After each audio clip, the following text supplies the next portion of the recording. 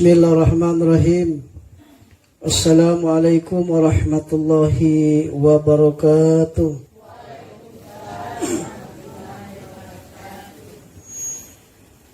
Alhamdulillahi rabbil alamin. Wa bihi nasta'inu ala umur dunya waddin. Wassalatu wassalamu ala asrafil anbiya'i wal mursalin Sayyidina wa Maulana Muhammadin wa ala alihi wa sahbihi ajma'in, amma ba'd. Faqala qala Allah subhanahu wa ta'ala fil kitabihil karim wa huwa asdaqul qailin, Aina takunu yudrikumul maut walau kuntum fi burujim musayyadah. Di mana saja, kata Allah, kamu berada, kendati pun kamu itu bersembunyi dalam satu benteng yang kokoh, yang kuat, yudrikumul maut, kematian itu pasti akan datang kepadamu.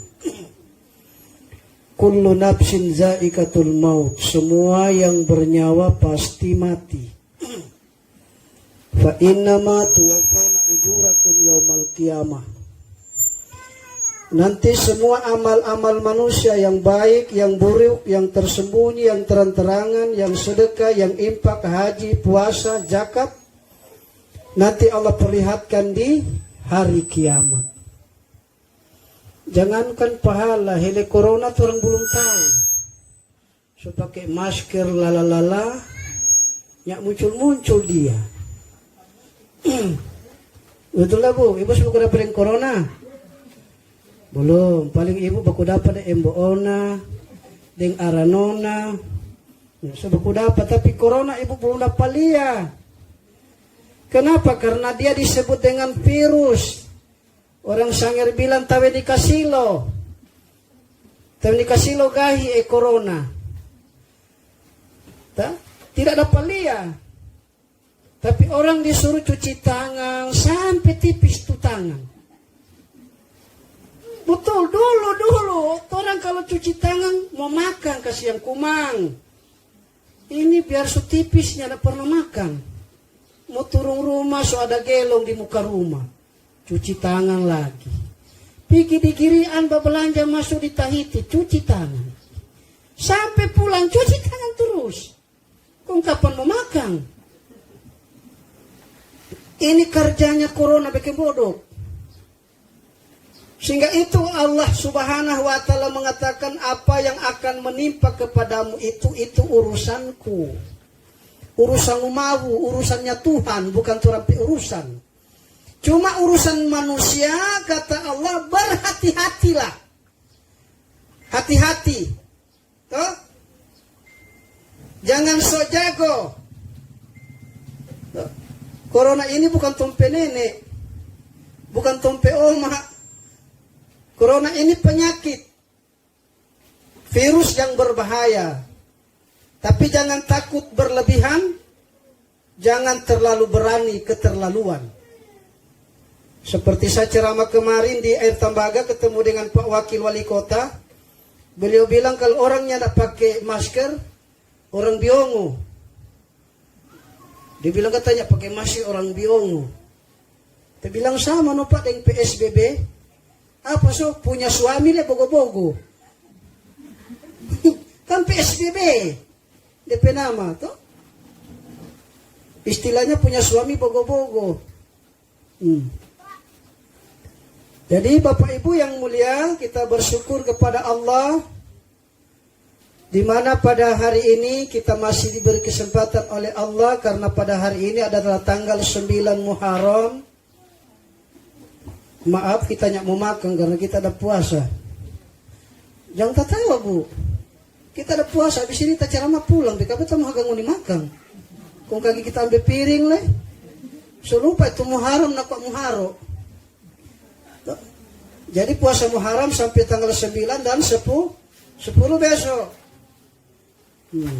Siapa nyak puasa dia apa-apa.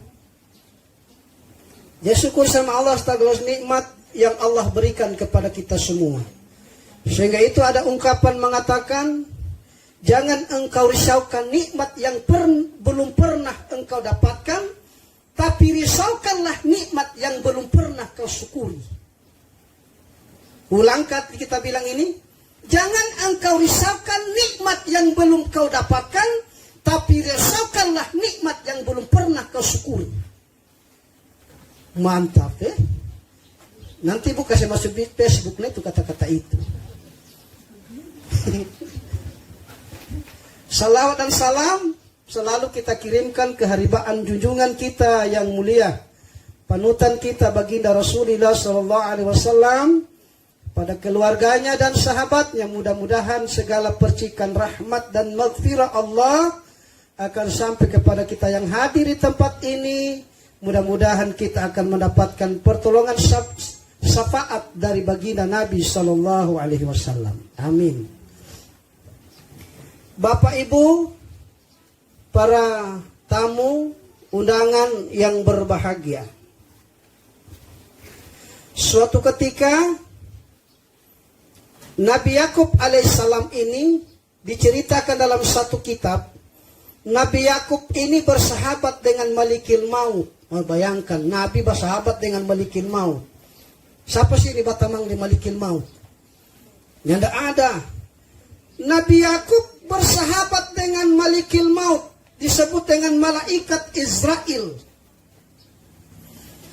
Saking lamanya mereka bersahabat, ketika datang perpisahan itu, maka Nabi Yakub katakan kepada Israel, "Ya Israel, saya dengan kamu akan berpisah hari ini.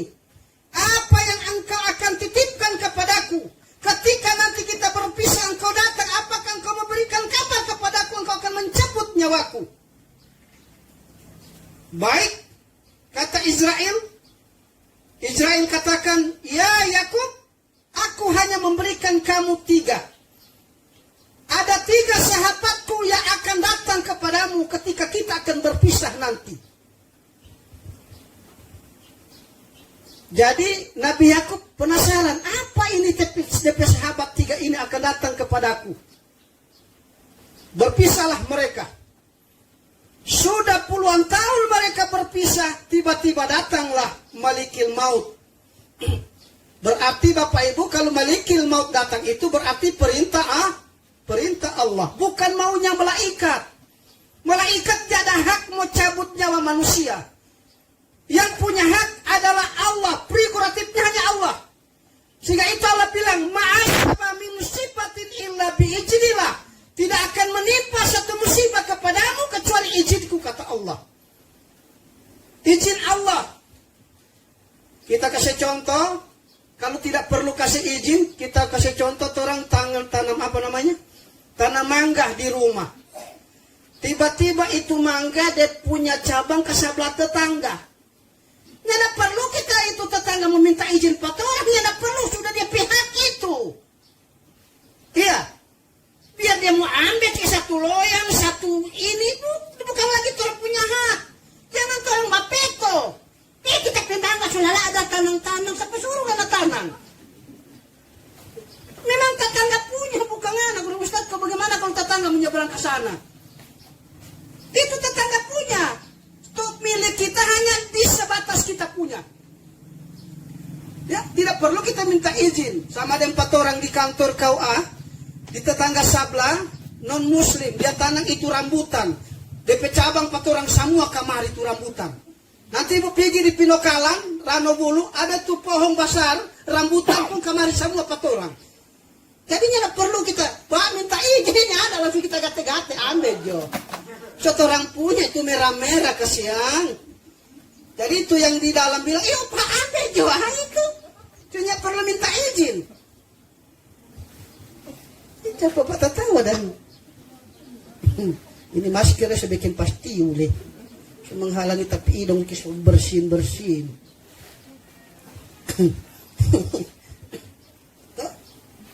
Jadi berpisahlah mereka.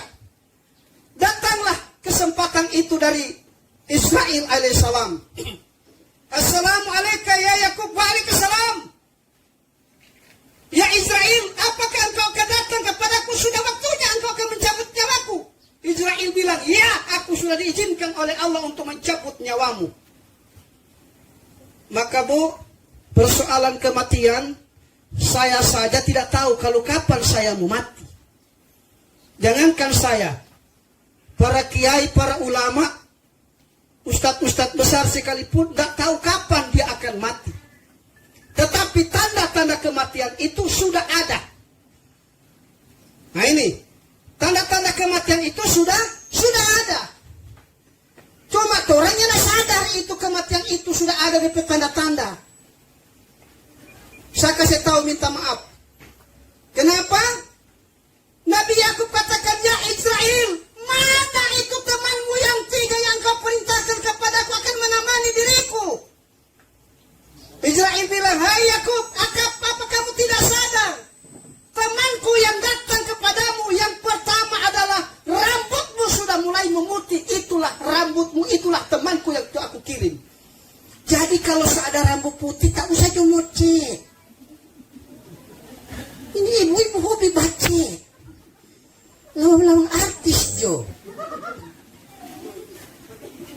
Soto wale. Kalau kau Allah kasih kembalikan yang sama dengan muda, yang mau keriput giginya minta permisi satu-satu, boleh. Ini lah Allah wala quwata illa billah. Bu, sopirang lagi, dia gunting pendek lagi. Orang bilang supaya Hongkong, gunting kapal. Yang hobi oma-oma tuh begitu. Yang semuka-muka sakaratul maut.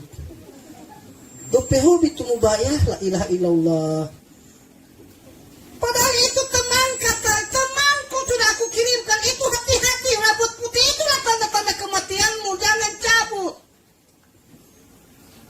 Jangan dicabut. Oh, ini kok rambut putih ini kok gara-gara minyak. Gara-gara minyak. Ada tuh rambut putih bilang kita gara-gara minyak. Nah, ada memang rambut putih, bro. Biar dengan mau cek, biar dengan mau kasih hilang, kasih hitam, tetap dia muncul ulang. Jadi itu tanda-tanda kematian itu apa, Bu? Rambut sudah mulai memutih. Itu DP tanda-tanda. Kalau jenggot janda. Jenggot kan di bawah, bukan di kepala. Ada jenggot di atas. Jenggot kan di sini, boleh cabu, yang masalah. Kalau kepala kan boleh cabu. Biar Jo, kita peramu ini sebanyak sekali putih, mati bilang cabu, nggak cabu sendiri Jo. Nggak perlu cabu-cabu. Yang kedua, temanku yang aku kirim kepadamu adalah apa? Badanmu mulai lebat dan mulai membungkuk berjalan. Dia orang kalau suka jalan. Tunjung hebat, toh. Tuh Bu, apalagi ibu-ibu toh. Masih gagah, masih cantik. Nah, orang sanggih bilang bedang masih dada. Depu muka bedang oke. Coba kusunya gigi. Ibu senyum Jo. Badanmu mulai membungkuk, kata Israel. Itulah tanda-tanda kematianku. Temanku telah aku kirim kepadamu, tapi kamu tidak sadar. Orang ini tidak sadar. Apalagi tuan pebadang makin hari makin keriput. Sehingga itu malaikat bilang, aina badanu kal kawim. Di mana badanmu yang kuat dulu? Mana Bu? Badan yang kuat dulu. Boleh angkat barang berat? Boleh. Orang mampu mengangkat barang berat hari ini. Tetapi adakah orang mampu mengangkat takbiratul ihram? Allahu Akbar. Tidak ada orang mampu mengangkat takbiratul ihram. Padahal cuma setengah saja mau angkat. Tapi karena dia badan kuat, dia boleh mampu itu barang sebesar apapun. Dia mampu untuk mengangkatnya. Tapi untuk mengangkat berhadapan dengan Allah, manusia hari ini tidak akan pernah. Kenapa? Gara-gara corona orang tidak mau ke masjid. Masjid itu bukan dilarang oleh pemerintah. Bukan dihentikan sejenak orang beribadah. Tetapi karena banyak orang maunya beribadah, pergi Jo. Tapi sayang jaga heran. Mau masuk di masjid, mau sambayang di pesat hampir 2 meter. Kita bilang ini, biar mau taruh ke mana orang mau cari itu hadis, mau cari itu firman, tidak akan boleh merubah syariat Nabi. Ya, kita jaga persatuan kita antar umat beragama, walaupun berbeda agama, tetap kita punya tujuan sama, hanya menyembah kepada Yang Maha Kuasa.